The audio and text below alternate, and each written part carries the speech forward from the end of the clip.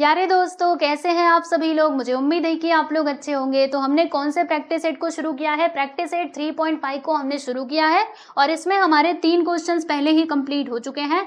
आज के इस लेक्चर में हम करने वाले हैं दोस्तों क्वेश्चन नंबर 4 और क्वेश्चन नंबर 5। ठीक है, तो चलिए फिर इस वीडियो को हम स्टार्ट करते हैं। तो देखो दोस्तों, अगर आप लोगों ने लेक्चर नंबर 14 नहीं देखा है तो देख लीजिएगा, क्योंकि उसमें मैंने क्या किया है ना, मैंने आप लोग को फॉर्मूले भी बताए थे। ठीक है, तो वो फॉर्मूले यहाँ पर भी लगेंगे, इसीलिए आप पहले क्या करो, पहले वो जो हमारा पिछला वीडियो था, देखो ये हमारा लेक्चर नंबर 15 है, लेक्चर नंबर 14 को देखिए फिर यहाँ पर आइए। ओके, वैसे तो आप लोगों ने देखा ही होगा क्योंकि उसमें मैंने इस प्रैक्टिस सेट के 3 क्वेश्चन सॉल्व करवाए थे, राइट। चलो अभी चलते हैं हमारे क्वेश्चन नंबर 4 पर। तो इसमें क्या लिखा हुआ है, इन फिगर 3.80, यानी कि इस फिगर में आप लोग देख सकते हो, ये जो हमारा PQ है ना बच्चे, इसका लेंथ दिया गया है 6 यूनिट और फिर ये QR कितना दिया है, यानी QR बोलो कितना दिया है दोस्तों, 10 यूनिट्स दिया गया है। PS यानी यहाँ से लेकर के यहाँ तक हमारे पास है बच्चे 8 यूनिट्स।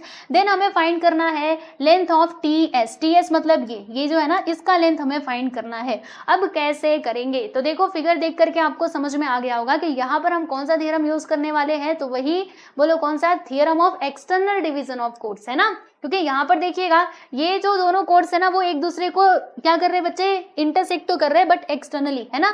तो यहाँ पे हम कौन सा थ्योरम लगाएंगे, theorem of external division of codes, और फिर हम उसकी मदद से ये क्वेश्चन को सॉल्व करेंगे। ठीक है ना। तो देखो यहाँ पर मैं लिख देती हूँ सॉल्यूशन, और ये क्वेश्चन कैसे सॉल्व होगा, बहुत इजी है इसको करना। आओ आपको समझाती हूँ। पहले जो इन्फॉर्मेशन दी गई है उसे हम लिखते हैं। PQ हमारे पास कितना है भाई, ये है हमारे पास 6 यूनिट, और ये QR कितना है दोस्तों, ये है हमारे पास 10 यूनिट्स। इसी के साथ ही आप देख सकते हो जो PS है ना, PS है हमारे पास 8 यूनिट्स। ठीक है, अब हमें क्या करना होगा, हम यहाँ पर यूज करने वाले हैं theorem of external division of codes. Okay, तो यहाँ पे क्योंकि हम देख सकते हैं ये जो कोड्स है ना, ये एक्सटर्नली मतलब डिवाइड कर रहे हैं ना, इंटरसेक्ट कर रहे हैं, तो इसीलिए यहाँ पर हम लिखेंगे bye theorem of external division of codes. ठीक है, external division of codes, right. चलो, तो हमने उसमें क्या फॉर्मूला देखा था, याद है आप सभी लोगों को, चलो भूल चुके हो कोई बात नहीं, मैं वापस से बताती हूँ। जो हमारा ये पॉइंट ऑफ इंटरसेक्शन है ना, यहाँ से आपको शुरुआत करनी है और क्या करना है, ये P से आप कहाँ तक जाओगे, पहले आप S तक जाओगे। जैसे ये कोड जो TS है, इसके 2 पॉइंट है, आप देख सकते हो, एक तो T है दूसरा S है, तो हमें दोनों पॉइंट्स तक जाना है, लेकिन बारी बारी से। तो पहले हम P से S तक जाएंगे, लो भैया मैंने यहाँ पे PS लिख दिया, फिर मल्टीप्लाई, फिर हम P से T तक जाएंगे, तो यहाँ पर बच्चे मैंने लिख दिया है PT। ठीक है, विच इज इक्वल टू, फिर ये जो दूसरा कोड है इसकी बारी, P से कहाँ तक जाओगे बच्चे, Q तक जाओगे, फिर उसके बाद आपको क्या करना है, P से R तक जाना है। मैंने ये फॉर्मूला ऑलरेडी बताया हुआ है, तो आप कंफ्यूज मत होना कि फॉर्मूला कहाँ पर है, ये तो बताया ही नहीं, डायरेक्टली कर रहे हो, डायरेक्टली नहीं कर रही हूँ, मैंने लेक्चर नंबर 14 में इसका फॉर्मूला भी बताया था। ठीक है, ओके। तो P से Q तक गए, P से R तक गए। अब क्या करना है, अब जो भी हमारे पास वैल्यूज अवेलेबल है उसका वैल्यू यहाँ पे मतलब रखेंगे। ठीक है, तो PS है क्या आपके पास, है ना 8 यूनिट्स, और PT है क्या हमारे पास, देख लो ध्यान से, PT तो हमारे पास नहीं है।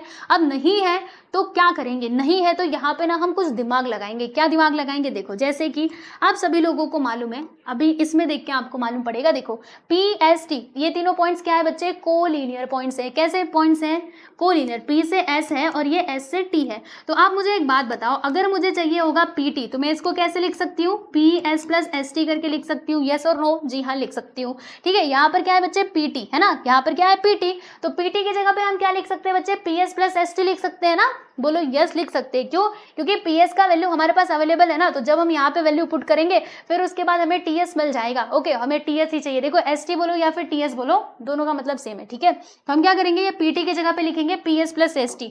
थोड़ा मैं कलर चेंज करके लिखती हूँ, यहाँ पे हम लिखते हैं बच्चे PS प्लस TS लिख देती हूँ, TS लिखो या फिर ST लिखो, बात सेम ही है, विच इज इक्वल टू, अब यहाँ पर क्या होगा, PQ का वैल्यू 6 यूनिट, उसके साथ ही PR हमारे पास है क्या, PR तो हमारे पास नहीं है। तो अब फिर से हम कुछ काम करने वाले हैं, मतलब फिर से यहाँ पे कुछ दिमाग लगाएंगे। देखो ये तीनों पॉइंट्स क्या है बच्चे, कोलिनियर है, P से Q है और Q से R है। देखो मैं यहाँ पे लिखती हूँ, P से Q है बच्चे और Q से ये क्या है, R है ना, ऐसे ही तो है। तो अब क्या होगा, जरा ध्यान देना, यहाँ पर थोड़ा सा ध्यान दे लो, इसको मैं यहाँ से पहले गायब करती हूँ। और देखो अगर मुझे PR चाहिए होगा, तो मैं क्या करूंगी, PQ प्लस क्या करूंगी बच्चे, QR कर दूंगी, है ना। यहाँ पर क्या है PR, तो PR की जगह पे मैं क्या लिख सकती हूँ, PQ प्लस QR लिख सकती हूँ, यस और नो, जी हाँ लिख सकते हैं। तो इसकी जगह पे हम लिख देंगे दोस्तों, क्या लिखेंगे, PR की जगह पे हम लिख देंगे PQ प्लस QR। ठीक है, और इसका रीजन ये यहाँ पे लिख देना, ठीक है, ये रीजन लिख देना क्योंकि ये पॉइंट्स कोलिनियर है ना, तो इसकी वजह से हम ऐसे कर सकते हैं, ठीक है, इसमें कोई परेशानी वाली बात नहीं है। अब क्या करेंगे, अब वैल्यू रखेंगे, यहाँ पे लिखा मैंने 8 इंटू, चलो बताओ पीएस है क्या हमारे पास, जी हाँ पीएस है, ये आप देख भी सकते हो यहाँ पे 8, उसके बाद टीएस तो नहीं है, तो टीएस नहीं है तो ऐसे रहने दो, 6 इंटू पीक्यू, बोलो कितना है भाई, पीक्यू हमारे पास 6 यूनिट मैंने लिख दिया, और क्यूआर कितना है दोस्तों, ये है 10 यूनिट्स, ये भी मैंने यहाँ पर लिख दिया, ठीक है। अब चलो इसको सिंप्लीफाई करना है, और जब आप इसको सॉल्व कर लोगे टीएस का वैल्यू तो हमें मिल ही जाएगा। देखिए यहाँ पे मैंने लिखा 8 इंटू 8 प्लस टीएस, आप इसको ऐसे ही रहने दो, ठीक है, बाद में हम इसका देखते हैं कि क्या करना है। रुको बता रही हूँ, हाँ, यहाँ पे लिखा मैंने, यहाँ पे 6 इंटू, देखो 10 प्लस 6 कितना होता है बच्चे, 16 होता है ना, 10 6 16। अब क्या होगा, इन दोनों का मल्टीप्लाई करो, 16 6 कितना होता है, 96 होता है ना, 6 6 36, 6 मतलब हाँ बिल्कुल 96 होता है। अभी जो 8 मुझे दिखाई दे रहा है, 8 को देखो, ये वाले 8 को देखना, कौन से 8 को देखना है भाई, ये वाले 8 को देखना है। ये 8 को कहा मैंने, तुम उधर चले जाओ, जब ये उधर जाएगा तो ऐसे करके डिवाइड में हो जाएगा, यहाँ पर क्या बचेगा फिर 8 प्लस टीएस बचेगा। चलो अब आगे चलते हैं, और यहीं पे मैं कर देती हूँ इसके आगे का। देखिए ये थोड़ा सा नीचे आ जाए, ठीक है। अब क्या होगा, देखो यहाँ पर इसको हम कैंसिल करेंगे, तो 8 plus T S which is equal to, इसको कैंसिल करें हम 8 से तो कितने बार में ये जाएगा, देखो ये जाएगा हमारा, यहाँ पर अगर इसको काटोगे ना तो 8 1 8, इसमें से 1 बचेगा, 8 2 16, यानी कि यहाँ पर आ जाएगा दोस्तों 12, ठीक है। फिर मैंने 8 को कहा तो उधर चला जा, तो जब ये उधर जाएगा तो माइनस में हो जाएगा, तो 12 माइनस 8 करेंगे तो बोलो कितना आएगा भाई, 12 माइनस 8 करेंगे तो यहाँ पर आ जाएगा 4, है ना, 8 9 10 11 12, बिल्कुल। तो हमारे पास टीएस कितना आ गया दोस्तों, 4 यूनिट्स आ गया, और हमें यही निकालना था ना, find the length of TS, यही तो बोला था। तो लो भाई हमने निकाल लिया, और इस प्रकार से हमारा ये जो क्वेश्चन है ये होता है समाप्त। इतना छोटा था, जी हाँ बिल्कुल इतना सा ही था, देखो कितना ईजी था, है ना, कर लिया ना हमने, बस आपको फॉर्मूला ध्यान में होना चाहिए, ठीक है। चलिए अब हम चलते हैं हमारे अंतिम सवाल पे, जो हमारा इस चैप्टर का और इस प्रैक्टिस सेट का लास्ट क्वेश्चन होने वाला है। अभी इसके बाद है प्रॉब्लम सेट, लेकिन प्रैक्टिस सेट तो यहाँ पे फाइनली खत्म ही हो गया, ठीक है। तो चलो क्वेश्चन की तरफ हम चलेंगे और देखेंगे कि इसमें क्या बात बताई जा रही है। तो ये है बच्चों आपका प्रूव वाला क्वेश्चन। इसमें हमें क्या करना है, सुनो, आपके पास क्या क्या इन्फॉर्मेशन दी गई है, जरा आप गौर से सुनिएगा। रुकिए रुकिए एक मिनट, हाँ मैं इसको थोड़ा सा नीचे लेकर के आती हूँ। यहाँ पर देखो क्या लिखा हुआ है, पढ़ेंगे जरा अच्छे से। आपके सामने ये फिगर है, आप लोग देख सकते हो, इसमें लिखा है इन फिगर 3.81 दिख रहा है, या फिर मैं इसको थोड़ा सा और, लो भैया हम थोड़ा सा इसको ना और बड़ा कर देते, ठीक है, मुझे लग रहा है कि दिखाई नहीं दे रहा होगा, लो मैंने इसको और बड़ा कर दिया। अब सुनो ध्यान से, इस फिगर में आप देख सकते हो ये जो सेगमेंट ई एफ है ना, सेगमेंट ई एफ क्या है बच्चों, इट इज अ डायमीटर, मतलब ये क्या है, डायमीटर है। इसमें आप देखो ये जो सेगमेंट है ई एफ बराबर, ये क्या है, डायमीटर ऑफ द सर्कल, आप देख सकते हो, एंड ये है हमारा सेंटर ऑफ द सर्कल, ठीक है। फिर यहाँ पे क्या लिखा हुआ है कि segment D F is a tangent segment, ये जो आप डी एफ देख रहे हैं दोस्तों, ये है हमारा टेंजेंट सेगमेंट, ओके।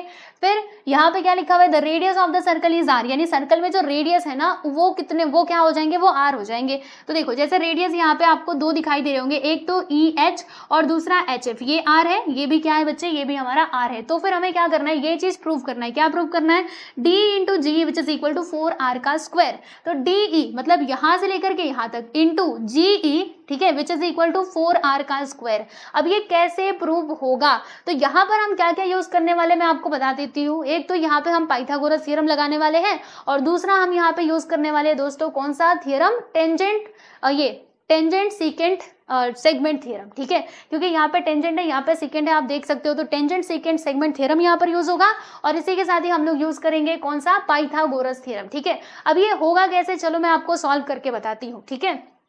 अभी आप लाइन से देखते रहना, सारी बातें आपको लास्ट तक जाते जाते समझ में आ जाएंगी, बिल्कुल भी टेंशन मत लो। पहले हमें क्या करना पड़ेगा बच्चे, गिवन लिखना पड़ेगा। जैसे कि आप सभी लोग जानते हो प्रूव वाले क्वेश्चन में हम गिवन फर्स्ट ऑफ ऑल लिखते हैं। तो गिवन में आप क्या लिखोगे दोस्तों, यहाँ पे आप लिखिएगा कि हमने क्या देखा कि ये जो सेगमेंट ई एफ है ना, segment E F is a diameter, ठीक है, is a diameter of the circle, right, diameter and segment DF is a tangent segment, DF ये F है, is a tangent segment, okay. चलो भाई ये मैंने लिख लिया, और क्या इंफॉर्मेशन दी गई है, और यहाँ पे लिखा हुआ है कि radius of the circle is R, ये भी मैं इधर लिख देती हूँ, and the radius of the circle is R, the radius of the circle is R, ठीक है, ये आर है, यानी यहाँ पे रेडियस क्या क्या है इस फिगर में आप देख करके बताओ, एच एफ और, रुको ये देखो एच ई, ये मान लो इसका सेंटर है, तो एच ई और एच एफ दोनों हो जाएंगे हमारे आर, है ना, तो यहाँ पे हम लिख देंगे therefore H E which is equal to, दोनों आर आर है ना, तो एच ई कितना है भाई R, and H F is also R. Okay चलो, ये हमारा गिवन पार्ट है, मैंने यहाँ पे लिख दिया, ठीक है। फिर जो चीज हमें प्रूव करना है उसको हम यहाँ पे लिख देंगे टू प्रूफ। हमें क्या प्रूव करना है भाई, तो देखो हमें प्रूव करना है कि D E into G E which is equal to 4r का स्क्वायर, ये हमें प्रूव करना है, बराबर। अब चलो यहां से इसका जो प्रूफ है ना वो हम शुरू करते हैं। अब ये प्रूफ में हमें क्या करना होगा, तो देखिए दोस्तों, जैसे कि मैंने आपको बताया, पहले हम इसमें मतलब दो थ्योरम लगाने वाले, एक तो हमारा टेंजेंट सीकेंट सेगमेंट थ्योरम, दूसरा हमारा पाइथागोरस थ्योरम, ठीक है। तो पहले हम यूज कर लेते हैं टेंजेंट सीकेंट सेगमेंट थ्योरम, ठीक है, नाम याद रखो अच्छे से। अब इसमें हम क्या कर सकते हैं, जैसे कि हमने देखा डीएफ क्या है बच्चे, डीएफ है हमारा टेंजेंट सेगमेंट, तो यहाँ पे हम लिखते हैं कि segment DF is a tangent segment, ठीक है। बस अभी सुनते रहो, अभी थोड़ा इंतजार करो, आपको मालूम पड़ जाएगा कि क्या है क्या नहीं है, ठीक है। मैंने आपको थ्योरम बताया ना कौन सा यूज होगा, अभी धीरे धीरे मुझे आगे करने दो, फिर आपको समझ में आएगा, पूरा एक से एक कड़ी आप जोड़ करके समझ पाओगे कि ये कैसे आएगा, ठीक है। तो बस थोड़ा सा सुनते रहो। Segment DF is a tangent segment, ये मैंने यहाँ पे लिख दिया। तो हम क्या करेंगे, अभी यूज कर लेंगे वही हमारा थ्योरम। तो यहाँ पे हम लिखेंगे बच्चे by tangent secant segment theorem.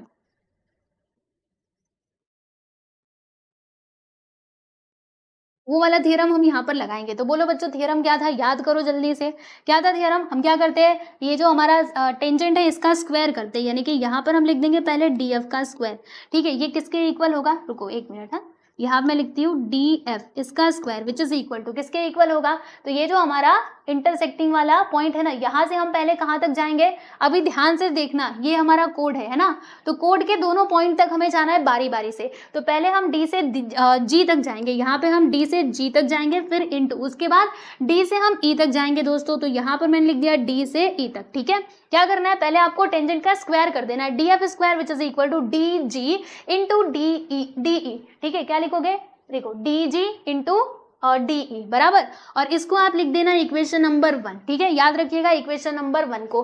अब हमें क्या करना है, वापस से फिर से ना, अब इसमें हम एक और थ्योरम लगाने वाले हैं विच इज पाइथागोरस थ्योरम। लेकिन याद रखो पाइथागोरस थ्योरम आप कब लगा सकते हो दोस्तों, पाइथागोरस थ्योरम हम तब ही लगा सकते हैं जब क्या होना चाहिए, जब हमारे ट्राइंगल के अंदर एक एंगल हो 90 डिग्री का, ठीक है। तो हमें क्या करना पड़ेगा, एंगल को 90 डिग्री का दिखाना पड़ेगा। तो देखो हम कौन से वाले ट्राइंगल में पाइथागोरस थ्योरम लगाने वाले हैं, तो ये जो ट्राइंगल आप देख रहे हैं ना बच्चे, इसमें हम पाइथागोरस थ्योरम लगाने वाले हैं। लेकिन पाइथागोरस थ्योरम के लिए कंडीशन होती है कि एंगल हमारा 90 डिग्री का होना चाहिए। तो हम क्या करेंगे, ये वाला जो एंगल है ना, इसको 90 डिग्री का प्रूव करेंगे, 90 डिग्री का लाएंगे, और फिर उसके बाद इसमें पाइथागोरस थ्योरम हम लगाएंगे। ओके, तो कैसे होगा, सुनो यहाँ पर, अब क्योंकि हमें मालूम है, यहाँ पे मैंने लिखा था ना segment DF is a tangent segment. अब सुनो ध्यान से, आप लोगों को मालूम है, क्या मालूम है, हमने पहले से पढ़ा है, ठीक है, पहले हमने सारी चीजें पढ़ ली है ऑलरेडी। जैसे मान लो ये हमारा टेंजेंट है, ये हमारा क्या है दोस्तों, रेडियस है। तो हमें मालूम है कि ये जो हमारा टेंजेंट है ना दोस्तों, वो रेडियस के ऊपर क्या होता है, परपेंडिकुलर होता है, यानी कि यहाँ पे 90 डिग्री का एंगल बनता है, आप सभी लोग बहुत अच्छे से जानते हो, है ना। तो अब देखो, क्योंकि हमें मालूम है ये जो डीएफ है ना दोस्तों, डीएफ है हमारा टेंजेंट, डीएफ क्या है, टेंजेंट है, और ये एच एफ क्या है, ये तो सामने से ही दिख रहा है, ये है बच्चे रेडियस। तो हमें पता है टेंजेंट जो है वो रेडियस के ऊपर क्या होता है बच्चे, परपेंडिकुलर होता है, यानी कि यहाँ पर कितने डिग्री का एंगल बनेगा, तो 90 डिग्री का एंगल बनेगा, ध्यान रखना, ठीक है। तो अब आपको यहाँ पे लिख करके बताना पड़ेगा, वो जो पूरा स्टेटमेंट हम लिखा करते थे पहले, वो हमें यहाँ पे लिख करके दिखाना होगा। आओ आओ दिखाती हूँ, हाँ देखो एक मिनट, हाँ यहाँ पे हम लिखते हैं कि सिंस वी नो दैट, हमें मालूम है, क्या मालूम है हम लोगों को, क्या लिखेंगे हम, देखो वो स्टेटमेंट हमारा क्या था, याद है आप सभी लोगों को, आ जाइए मैं आपको बताती हूँ। यहाँ पे हम लिखेंगे कि tangent at any point of a circle is perpendicular, ठीक है। वो क्या होता है बच्चे, वो परपेंडिकुलर होता है, किसके ऊपर, रेडियस के ऊपर, है ना। तो यहाँ पे हम लिखेंगे परपेंडिकुलर टू द रेडियस, रुको इसको थोड़ा और ऊपर करती हूँ। Tangent at any point of a circle is perpendicular to the radius through point of contact. मतलब जो हमारा पॉइंट ऑफ कॉन्टेक्ट होता है उसके थ्रू वो क्या होता है बच्चे, थ्रू पॉइंट ऑफ कॉन्टेक्ट। ठीक है, तो अब देखो अगर ये परपेंडिकुलर है तो यहाँ पे 90 डिग्री का एंगल बन जाएगा, वेरी सिंपल।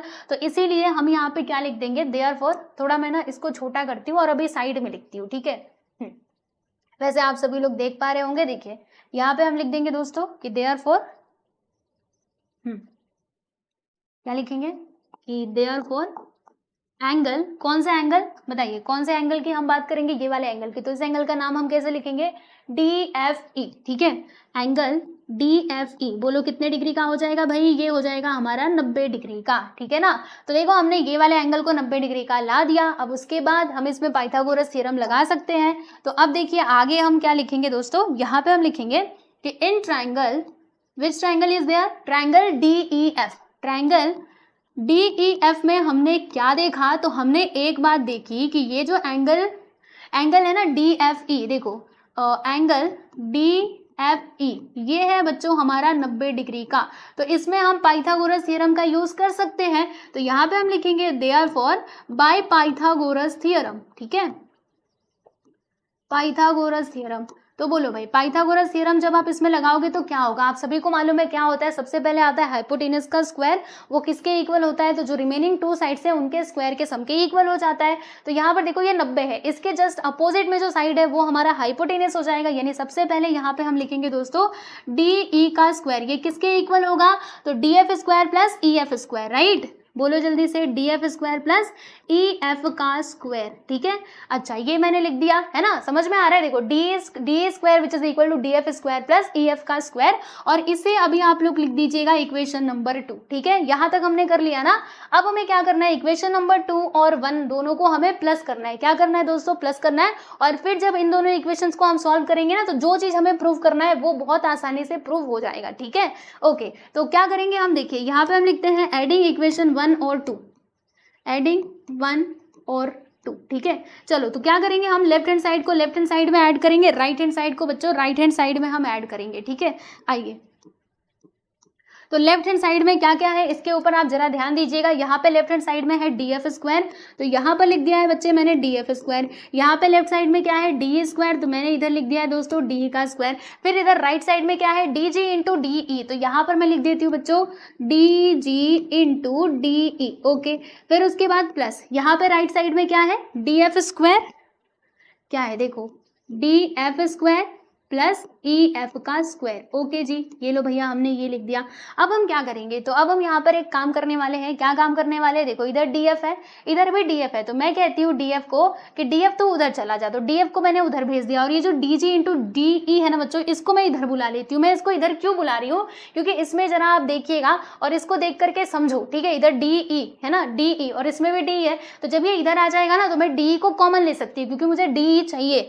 राइट, तो देखो मैं क्या करूँगी, मैंने यहाँ पे लिखा DE का स्क्वायर, इसको तो यहीं पे रहने देंगे, बाकी ये जो दिखाई दे रहा है ना DG इंटू DE, मैंने कहा तुम इधर आ जाओ, तो ये इधर प्लस में है, जब इधर आएंगे दोनों के दोनों तो माइनस में हो जाएंगे, यानी कुछ ऐसा होगा, माइनस में होगा। एक मिनट, हम बिल्कुल माइनस में हो जाएगा। तो क्या लिखेंगे हम, माइनस DG इंटू DE, और क्या इधर क्या बचा हुआ है आप देख सकते हो, इधर बचा है बच्चों DF स्क्वायर प्लस EF का स्क्वायर। और ये वाला जो DF था ना, देखो ये जो आपको DF दिखाई दे रहा था दोस्तों, देखो ध्यान से DF, मैंने कहा तुम उधर जाओ, तो जब ये उधर जाएगा तो ऐसे हो जाएगा माइनस DF का स्क्वायर। क्या होगा बच्चे, माइनस DF का स्क्वायर। आप लोग देख सकते हो ना, थोड़ा सा मैंने वो कलर चेंज करके लिख दिया ताकि आप समझ पाओ। अब देखो क्या होगा, यहाँ पे अगर कुछ कैंसिल हो रहा है तो हम उसको कैंसिल कर सकते हैं। तो ये देखो plus DF square minus DF square, इन दोनों को हमने काट दिया, तो यहाँ पर क्या है आ गया दोस्तों, यहाँ पर आ गया EF का स्क्वायर। ठीक है, EF हमें चाहिए क्या, नहीं चाहिए ना, तो EF के लिए कुछ करना पड़ेगा, इसको हम हटाएंगे, डोंट वरी। और यहाँ पर DE तो हमें चाहिए, तो DE तो हम हटा नहीं सकते। यहाँ पे सुनो ध्यान से, इधर है DE है ना, और यहाँ पर देखिएगा इसमें भी DE है। देखो यहाँ पे 2 टर्म्स है, याद रखना, यहाँ पे एक पहला टर्म है, ये दूसरा टर्म है। राइट, तो इसमें से हम कुछ कॉमन ले सकते हैं। क्या कॉमन हम कब ले सकते हैं, जो दोनों में हो। तो डी ई इस वाले टर्म में भी है और इस वाले टर्म में भी है, तो हम क्या करेंगे बच्चे, डी ई को ना कॉमन ले लेंगे। ठीक है, तो चलो डी ई को हम कॉमन ले लेते हैं। तो डी को मैंने कॉमन ले लिया, तो फिर यहाँ पे ब्रैकेट के अंदर क्या बचेगा, आप ध्यान से समझना, यहाँ पे आपको कंफ्यूजन हो सकता है लेकिन मैं कंफ्यूजन होने नहीं दूंगी। सुनो, मैंने डी ई को कॉमन ले लिया है ना, तो यहाँ पर क्या बचा हुआ है दोस्तों, यहाँ पे क्या था, डी ई का स्क्वायर था, मतलब 2 बार डी ई था ना, एक डी ई को मैंने बाहर लिया तो यहाँ पे एक बार तो डी ई बचा हुआ है, बोलो यस बचा हुआ है। फिर यहाँ पे माइनस, तो माइनस का साइन, ये देखो ये डी तो पूरा बाहर जा चुका है, तो यहाँ पे क्या बचा है, ओनली डी जी। तो यहाँ पर मैंने लिख दिया दोस्तों D G which is equal to E F का स्क्वायर। यहाँ पर क्या बचा हुआ है, which is equal to E F का स्क्वायर। ठीक है, अब ये जो ई एफ है ना, इसका भी हम कुछ कर सकते हैं। क्या कर सकते हैं पता है आप सभी लोगों को, रुको आगे चलो बताती हूँ। और इसमें क्या होगा, ये डी ई का तो डी ई ही रहेगा, बाकी ये डी ई माइनस डी जी। अब ये डी माइनस डी जी का क्या किया जाए, इसमें देखो डी माइनस डी जी, तो D E minus D G, yes मिल गया तरीका। सुनो ध्यान से, यहाँ पर आप अगर आप लोग देखोगे इस फिगर में, तो ये तीनों पॉइंट्स क्या है बच्चे, कोलिनियर है। सुनो यहाँ पे जो हमारा D से G है और G से क्या है बच्चे, E है। ठीक है, ये तीनों पॉइंट्स क्या है, आपस में कोलिनियर है। तो अगर मुझे DE चाहिए होगा तो मैं क्या करूंगी, मैं ऐसे लिखूंगी ना, DG प्लस GE, मैं ऐसे करके लिखूंगी, यस और नो, जी हाँ मैं ऐसे लिखूंगी। ठीक है, अब यहाँ पर क्या लिखा हुआ है, DE माइनस जी है ना, ऐसे लिखा हुआ है ना, DE माइनस GE, तो DE माइनस जी, मैंने बोला ये GE तुम इधर चले जाओ, तो DE इधर ही रहने दो, ये GE इधर आएगा तो माइनस में हो जाएगा, DE minus G which is equal to DG। तो देखो दोस्तों DE माइनस जी किसके इक्वल मिला, DG के इक्वल मिला। तो DE माइनस DG की जगह पे हम क्या लिख सकते हैं, बोलो DG हम लिख सकते हैं, यस और नो, जी हाँ हम लिख सकते हैं। एक मिनट रुको रुको रुको रुको, यहाँ पे क्या है GE है ना, और इधर क्या है D माइनस डी जी, तो DE माइनस डी जी। अच्छा मुझे DG को लेना चाहिए था, मैंने ये G को ले लिया, ये तो गड़बड़ कर दी है ना, क्योंकि यहाँ पर ये चाहिए, राइट। रुको रुको रुको, हाँ मैं थोड़ा सा और पीछे जाती हूँ।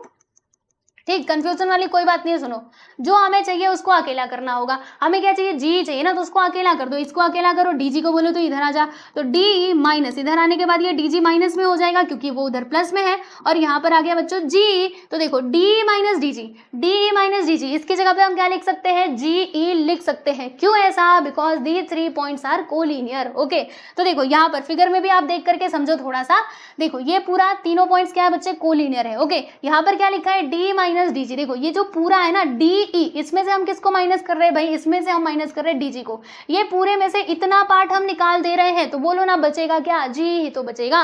तो इसीलिए हम इसकी जगह पे क्या लिख देंगे बच्चे, GE लिख देंगे। तो आइए लिख देते हैं, यहाँ पर क्या करेंगे, यहाँ पे लिख देंगे GE। ठीक है, ये मैंने लिख दिया, तो ये तो आ गया DE इंटू G आ गया। अब देखो यहाँ पर राइट साइड में क्या है बच्चों, 4R का स्क्वायर। अब ये कैसे आएगा, तो देखो ध्यान से, यहाँ पर क्या लिखा है मैंने, EF लिखा है। तो EF कहाँ पर है, ये देखो इस फिगर में, ये रहा हमारा EF। ठीक है, तो अब देखो E से H है और H से F है, यानी कि ये तीनों पॉइंट्स क्या है बच्चे, आपस में कोलिनियर है। तो अगर मान लीजिए ये EF है ना, तो EF को मैं ऐसे लिख सकती हूँ, EH प्लस HF करके लिख सकती हूँ। तो मैंने यहाँ पे लिख दिया बच्चों EH प्लस HF, ऐसे करके हम लिख सकते हैं, यस और नो, तो जी हाँ लिख सकते हैं, क्योंकि ये तीनों पॉइंट्स है कोलिनियर। इसका रीजन भी आप लिख करके बता देना, और इसका स्क्वायर करना मत भूलना वरना गड़बड़ हो जाएगी। ठीक है, पहले इसका रीजन लिख दो कि D से G था और G से क्या था, D से G था और G से E था, और यहाँ पर हमने देखा कि E से H है और H से F है, तो यहाँ पर हम लिख देते बच्चों E से H और H से F। ठीक है, यहाँ तक समझ में आ गया आप सभी लोगों को। अभी क्या होगा, बस अभी थोड़ी देर रुक जाओ, आंसर मिलने वाला है। यहाँ पे लिख दिया मैंने DE इंटू GE, और फिर क्या होगा, विच इज इक्वल टू ये EH। EH कितना है, यहाँ पर देख लो, EH कितना है भाई, देखो HE बोलो या फिर EH बोलो, वन एंड द सेम। तो EH कितना है, R है, तो यहाँ पर मैंने लिख दिया दोस्तों R। ठीक है, फिर HF, ये देखो HF कितना है, R, तो यहाँ पर मैंने लिख दिया दोस्तों R, और फिर यहाँ पे इसका स्क्वायर कर देंगे और हम इसको थोड़ा सा छोटा करेंगे ताकि आप लोगों को मैं अच्छे से बता पाऊँ। ठीक है, छोड़ो छोड़ो, चलो तुम थोड़ा सा ऊपर चलो। अभी देखो क्या होगा, यहाँ पर आगे थोड़ा सा बढ़ते हैं। ये देखिए R प्लस R कितना होता है भाई, 2R होता है, तो यहाँ पे आ जाएगा 2R का स्क्वायर, और फिर इसके आगे का बताओ क्या होगा। तो आगे का देखिए, यहाँ पर हम लिखेंगे दोस्तों DE into GE which is equal to, ये देखो ये अगर मैं ये ब्रैकेट को तोड़ूंगी तो ब्रैकेट ओपन होने के बाद 2 इसके सिर पे भी आएगा, इसके सिर पे भी आएगा, तो 2 का स्क्वायर करोगे तो यहाँ पर आ जाएगा 4, और R का स्क्वायर करेंगे तो R स्क्वायर ही होगा, तो यहाँ पर आ जाएगा दोस्तों R स्क्वायर। यानी जो हमें प्रूव करना था, लो भाई प्रूव हो गया। क्या हमें प्रूव करना था, यहाँ पे फाइनली हम लिख देते हैं DE into GE which is equal to 4R का स्क्वायर, हेंस प्रूव। ठीक है, ऐसे लिख दो, हैंस प्रूव्ड। जो हमें प्रूव करना था बच्चों वो चीज हमने प्रूव कर दिया है, आप देख सकते हो d into G which is equal to 4r का स्क्वायर, बराबर। देखो अच्छे से देखो इसको, और यहाँ पर ये प्रूव हो चुका है। इसको मैं पहले मिटा दूं, एक मिनट, हाँ मैं इसको जरा यहाँ से गायब करती हूँ, रुको, ये देखिए ये मिटा देते हैं पहले, ये तो मैंने आपको समझाने के लिए बताया था। ओके चलिए, तो आप देख सकते हैं यहाँ पर हमने 5th क्वेश्चन कंप्लीट कर लिया, थोड़ा सा लंबा था, है ना, प्रूव वाले क्वेश्चन थोड़े लंबे ही होते हैं। बाकी इसके पहले के 4 क्वेश्चंस तो बहुत सिंपल थे, बस इसमें ही थोड़ा सा हमें दिमाग लगाना था। तो मैंने आपको बताया ना, पहले आप इसमें पाइथागोरस ये सेकेंड सेगमेंट थ्योरम लगा लीजिएगा, उसके बाद पाइथागोरस थ्योरम लगाइएगा, फिर आपको जो दोनों इक्वेशंस मिलेंगे ना उन्हें आपको लेकर के सॉल्व करना है और फिर आंसर मिलेगा। ठीक है, चलो तो ये हो चुका है, आप लोग देख सकते हो। मैं थोड़ा सा ना इसको सजा देती हूँ, मतलब इसको कहती हूँ तो इधर आ जा, ये पूरा जो है ना इसको खींच करके मैं इधर लेकर के आती हूँ।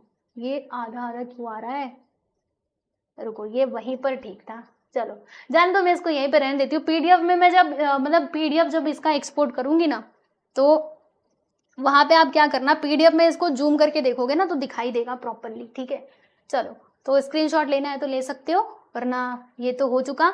यहाँ पर हमने सारे क्वेश्चंस लगभग कंप्लीट कर लिए हैं। प्रैक्टिस सेट 3.5 में टोटल 5 क्वेश्चंस दिए गए थे, हमने सबके सब कर लिए। और यहाँ पर जो हमारा सर्कल चैप्टर है दोस्तों, ये पूरा कंप्लीट हो गया, मतलब इसके सारे प्रैक्टिस सेट कंप्लीट हो चुके हैं। और इसी के साथ ही अब जो हमारा प्रॉब्लम सेट है, हमारा प्रॉब्लम सेट 3 वो भी हो चुका है। तो प्रॉब्लम सेट के वीडियोस आपको कहाँ पर मिलेंगे, तो जो हमारा चैप्टर नंबर 3 यानी सर्कल का प्लेलिस्ट है उसमें चले जाना, उसमें आपको लाइन से सारे वीडियोस मिल जाएंगे। सबसे पहले प्रैक्टिस सेट के वीडियोस मिलेंगे, फिर उसके नीचे आपको प्रॉब्लम सेट के भी वीडियोस मिल जाएंगे। ठीक है, प्रॉब्लम सेट में जितने भी क्वेश्चन है ना, सारे के सारे मैंने क्वेश्चन करवाए हुए। इस सर्कल चैप्टर के प्रॉब्लम सेट में काफी ज्यादा क्वेश्चंस थे, तो सारे क्वेश्चंस मैंने करवा दिए हैं, तो आप लोग जा करके वहां से देख सकते हो। ठीक है, तो अच्छे से प्रैक्टिस कीजिए, और पीडीएफ आपको मिल जाएगा हमारे टेलीग्राम चैनल में, हमारे एप्लीकेशन में भी मिल जाएगा। ठीक है दोस्तों, तो आप अच्छे से पढ़ते रहो और अपने बोर्ड एग्जाम की तैयारी कीजिए। मिलते हैं नेक्स्ट वीडियो में, बाय एवरीवन।